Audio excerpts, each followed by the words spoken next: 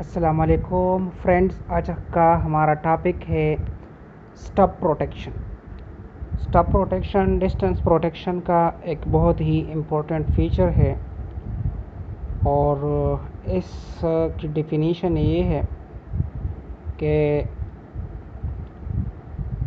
it can however also be used as a normal additional definite time or current۔ یہ ایک over current protection کا stage ہوتا ہے distance protection میں۔ اور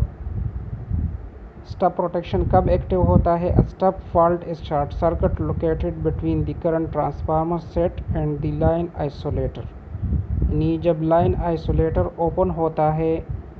اور سی ٹی اور سرکٹ بریکر کے درمیان فالٹ ہوتا ہے تو اس کے لیے اسٹب پروٹیکشن یوز ہوتا ہے۔ اس کی فردر میں آپ کو ڈائیگرام سے سمجھاتا ہوں۔ یہ لیٹ سپوز ہمارے پاس ایک 1.5 بس بار اسکیم ہے۔ اس میں سب سے پہلے سی بی اے اور سی بی سی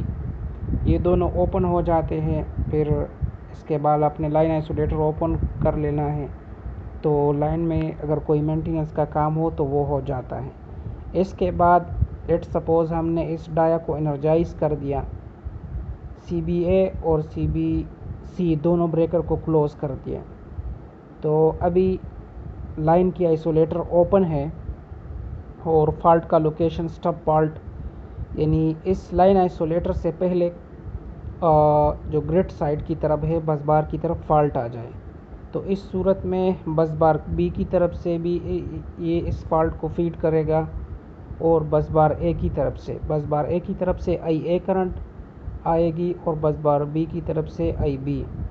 تو فالٹ کرنٹ یہ آپ کے پاس آئی اے پلس آئی بی ان دونوں کا کمبینیشن ہوگا۔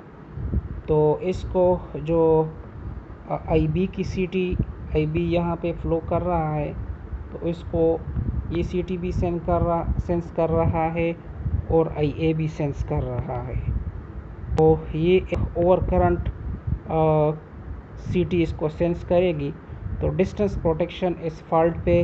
سی بی اے اور سی بی سی دونوں بریکروں کو اوپن کرے گی، اور اسی طرح جو فالٹ کو فیڈ کر رہا ہے بس بار اے اور بس بار بی، تو یہ فیڈنگ ختم ہو جائے گی اور یہ فالٹ ختم ہو جائے گا۔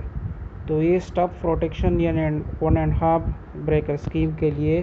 ہوتی ہے، جو کہ ڈسٹنس ریلے میں ہوتی ہے۔ تو یہ آج کا ہمارا ٹاپک ہو گیا ہے، تو ویڈیو کو لائک کریں اور شیئر کریں۔